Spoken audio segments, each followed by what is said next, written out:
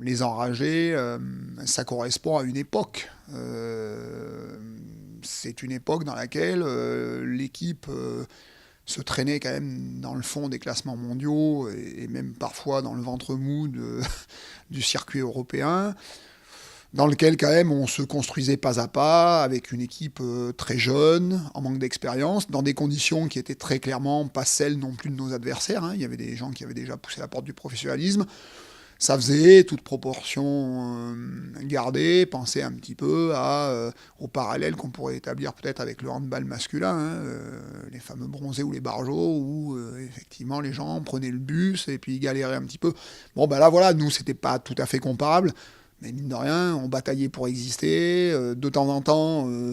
Eh ben, on faisait avec le cœur ce qui nous manquait en termes de talent. Voilà, et je crois que les filles ont répondu très favorablement et ont adhérer à ce surnom qu'elles avaient hérité des équipes étrangères, ce qui je trouve était assez révélateur de cette authenticité, de cette spontanéité et surtout de ce que le groupe dégageait.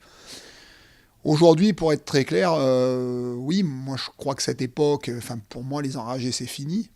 Encore une fois, c'est une époque révolue. Aujourd'hui, l'équipe de France, elle a grimpé dans la hiérarchie mondiale. Un certain nombre des historiques que j'évoquais sont encore là, mais elles ont changé. Elles sont plus mûres, elles ont d'autres ambitions. On peut prétendre à d'autres armes que la rage, clairement, pour s'imposer dans les matchs. Et il faut d'ailleurs sans doute beaucoup plus et autre chose que la rage. La rage est indispensable. C'est la base de ce sport, c'est la base d'un sport de combat collectif qu'est le rugby, mais il nous faut d'autres choses.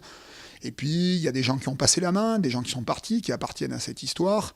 Il y a des résultats qui sont arrivés, ceux qu'on évoquait tout à l'heure quand on a commencé à discuter un petit peu. Une 3e place sur World Series, une 2e place à la Coupe du Monde.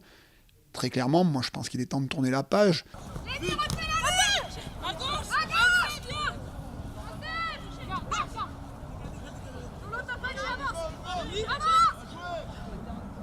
Compte tenu de ce que veulent construire les filles, ça appartient à l'histoire, il faut que ça reste là, il faut que ça reste une richesse. Il y a des choses à partager autour de toute cette histoire, pour les gens qui arriveront, pour les jeunes qui sont là et qui ne l'ont pas connue.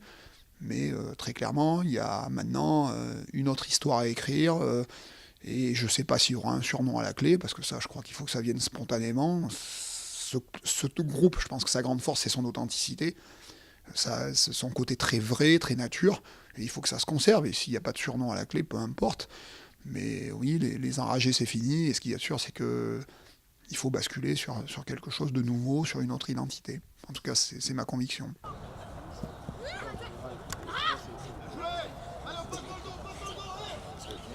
Allez, c'est pas fini, allez.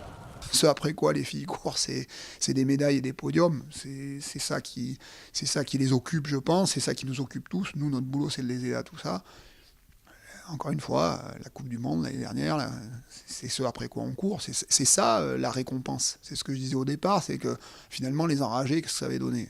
Ouais, une identité un peu collective, mais c'était quand même pas la récompense après laquelle on court. C'est pas les surnoms après lesquels on court.